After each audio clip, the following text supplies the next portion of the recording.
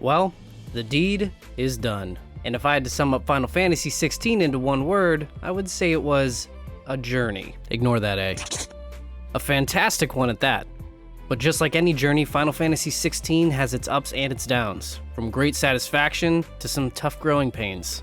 This game isn't perfect, and with a hard turn off a path of traditional Final Fantasy gameplay and highly regarded systems, it made it difficult for some to buy in. But one thing that absolutely did not suffer, and that we can all rely on from a Final Fantasy title to deliver us, is an incredible story, and that in itself for me is what Final Fantasy is all about.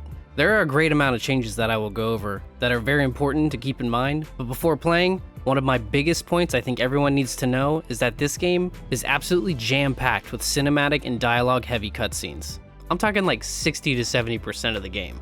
Damn! This dog. So if you love games with cutscenes, you'll definitely feel right at home here. But maybe grab a snack, because you might be watching this game more than playing sometimes. Oh, shit. I forgot this was a game. Where's my controller? Now enough blabbering, let's get into these details, my dudes. Final Fantasy XVI is a fresh new story going back to the more medieval roots of the Final Fantasy genre. And with that, it boasts an M rating, a rare occurrence with Final Fantasy titles.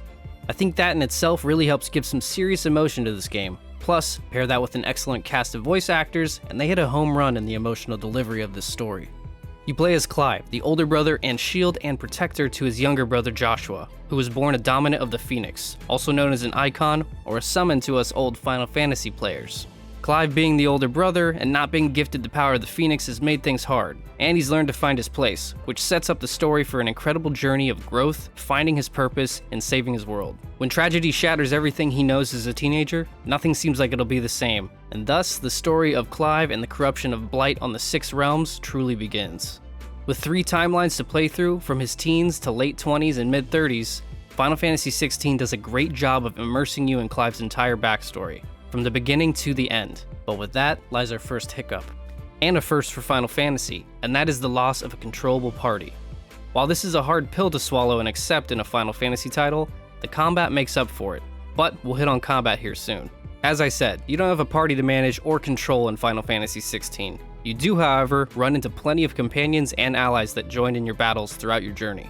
Some more substantial and with more depth to their stories than others. I've heard some players say that because they don't have a controllable party, they don't feel the connection to any of these companions you venture with. Me personally, I gotta disagree.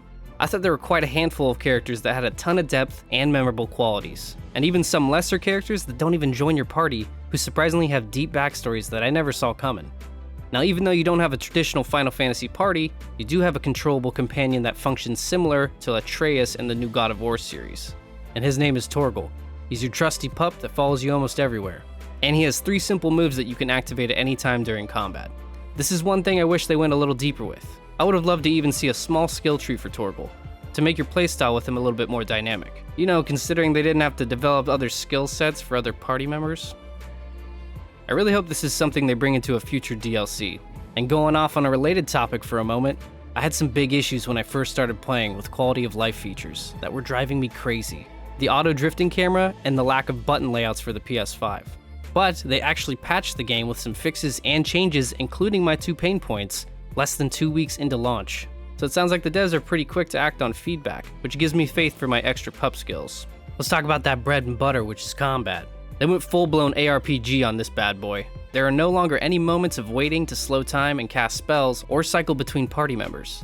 Everything is in real time, aside from the optional starting accessories to aid you in things like timed dodges or auto healing. But those are optional. By the time you unlock 3 rotating icon spell sets, this combat is absolutely sick, and a ton of fun to play. There are a little over 40 active abilities and skills to use, all broken up by main combat and starting abilities, and then branching out into 7 different magic types inspired by iconic summons, each with 5 of their own abilities. Now don't worry, you don't have to think about how to cycle between 40 different abilities. But you will eventually have 3 magic types to cycle between in real-time combat, each with 3 actionable abilities, so eventually you will have 9 cooldown spells to cycle through, and make it 10 if you add in your limit break. Now 40 abilities sounds like a lot to remember in terms of use, however this is where they nailed it with skill progression. I won't go into too much detail about how you acquire the skills exactly to avoid any spoilers, but it is a solid and well-earned progression system.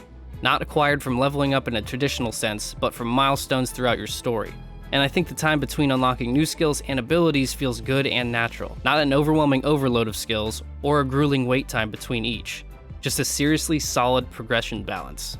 Now you do level up, which does your standard stat increases, which is all well and good. And you also earn points to spend on a few additional abilities that are pretty powerful.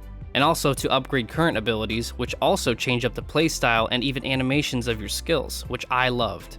You really feel the power increase when the spells totally change and look. And I think this was a fantastic detail that does not go unnoticed. And speaking of builds, let's talk about gear for a minute, because this one for me fell short. You can equip 6 pieces of gear in total, and 3 of them have 0 additional benefits other than boosting your defense and damage. The other 3 are an attempt to shift your build options, but unfortunately, there just aren't that many options. Mostly repeats like bonus damage or cooldown reductions to certain skills. Or, again, just straight up basic skill damage and defense. I found one unique accessory that offered a very cool mechanic to auto-charge my range ability, and it makes me wonder why they didn't add more like it, because honestly it changed up how I played, but those type of unique perk items are very few and far between. Where the hell's the rest of it? So adding in a couple more items like that is just another addition that would be cool to see in a future DLC. Now let's dive into a little bit more about the world, questing, and secondary systems. The world was always a subject of question before launch, whether or not it was an open world, linear, or somewhere in between. And we definitely landed on the somewhere in between. Now let me start off by saying, this world is absolutely stunning. With 6 realms to travel between, each with their own kingdom and icon, not one feels the same. Some feel quite large and require a chocobo to navigate through, while others definitely feel more linear. But aside from the breathtaking views, there isn't much incentive to explore any of these, except for when a quest or a bounty takes you there. There just simply isn't enough loot or any type of secondary level, such as a dungeon, to explore outside of what you can see. A bummer for sure, because I would have loved to feel rewarded by poking around these large zones. But I can tell you won't find much. Oh, man. While there are some items you can find in a few chests around the zones, most loot and gear comes from vendors and quests. And speaking of quests, this one's one of those major growing pains for me. I felt a lack of incentive to take on any side quests, as they didn't reward much, and the dialogue and the tasks you were to do weren't anything to write home about. But as you make your way through the story, you will discover the renown system, and a currency awarded from side quests and hunt boards that allows you to chase some interesting items and even gain skill points and crafting materials. In addition to those renown points, regular side quests actually do offer some interesting items and key crafting materials down the road. And this will be needed because you will start to craft the best gear with gear blueprints the farther you progress. And that is ultimately the best gear you will acquire. So long story short, while most side quests feel similar, short, and forgetful, they do serve their purpose in your progression and power level. And there are a few gems sprinkled in there with solid short stories that were quite entertaining. But for me personally, I had the most fun with the hunt board, which offers similar rewards as side quests, but requires you to track down a bounty and results in some seriously epic battles. One of the hardest fights I encountered in the game was a bounty, and I felt great when I beat this big asshole. Speaking of big boss battles, this was also something I think they nailed. There are a ton of boss fights if you include all the bounties, and with all their own set of challenging and creative mechanics, making each battle a new strategy. And with the addition of some cinematic battle engagements, it made a lot of fights super exciting and very entertaining. One thing is for sure, I never got bored of fighting in this game, and even after beating it and unlocking New Game Plus and a harder difficulty, I'm ready to put my skills to the test, because this combat's just straight up satisfying. So between exhilarating combat, a beautiful world to drink in, and of course a fantastic story, I'd say you're in for one hell of a ride. By the end of it, I laughed, I cried, and I felt a sense of accomplishment in the battles I had won. It makes me excited for the next Final Fantasy to come out and see what they bring to the table next. Will they keep pushing this direction of Final Fantasy, or will we see something new? One thing is for sure though, we can always bet on a great story when it comes to Final Fantasy.